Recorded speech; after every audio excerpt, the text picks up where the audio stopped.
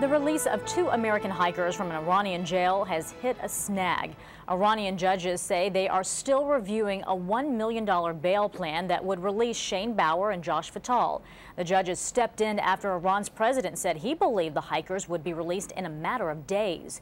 Meanwhile, American officials remain hopeful Bauer and Fatal will be set free after spending more than 2 years in custody.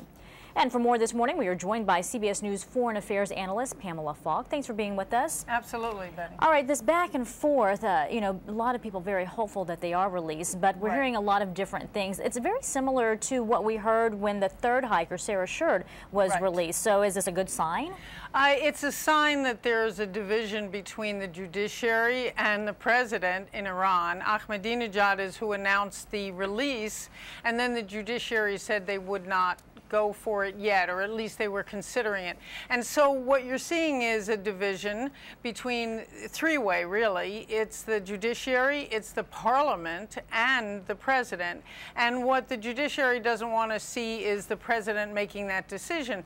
But you're seeing a lot of other, and that's really what it's reflecting. Ahmadinejad wants to come to New York, which he will do at the UN, and be able to not have this dog his trip, which it did last year. So do you think the timing here is suspect then? Then Ahmadinejad has his own agenda and he wants to come to the U.S. with this information, and therefore that's why we're seeing the back and forth? Absolutely. This is a goodwill gesture, and they're trying this goodwill gesture on their nuclear program as well, which the International Atomic Energy Agency, usually pretty conservative, says they're very concerned about Iran's move toward more nuclear energy, which may be used for nuclear weapons in the end. And so everyone's worried about what's going on in Iran. And you heard the Ayatollah, who's really the only power in Iran, say last month that he doesn't want this acrimony that he saw 2 years ago in Iran. And so they're looking around the neighborhood. They're seeing the Arab Spring, a lot of the despots falling,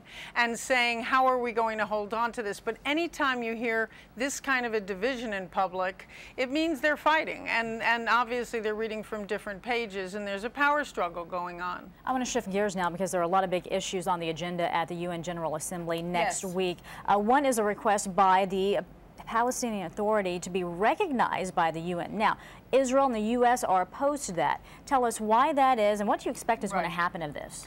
Well, to get statehood, which is what the Palestinians are trying to get, a membership in the UN, they'd have to go to the Security Council by the rules of the UN.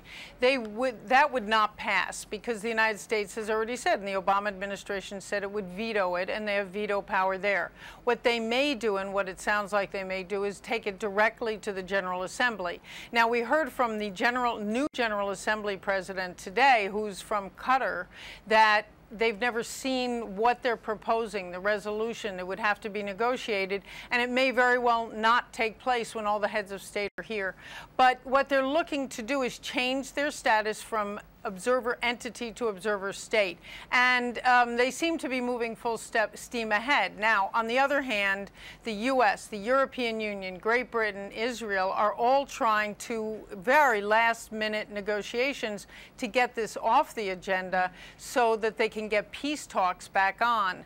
And Israel sees it as a great threat, as a unilateral move that is trying to isolate Israel, and that's the biggest problem. It's not a good time in the world, and the entire world is volatile. You saw this same Iranian parliament, by the way, talk about supporting the attack in Egypt of the Israeli embassy. So there are a lot of factors going into this, but that does look like it's going to be the main issue at the UN General Assembly. Well, there's yet another one too, though, and that being Libya's UN delegation, because there is some opposition to giving that seat to the rebels. What's going to happen with that? Well, the UN General Assembly president has announced that they have been recognized, so that the transitional national government has been recognized, and they will be giving that seat to them.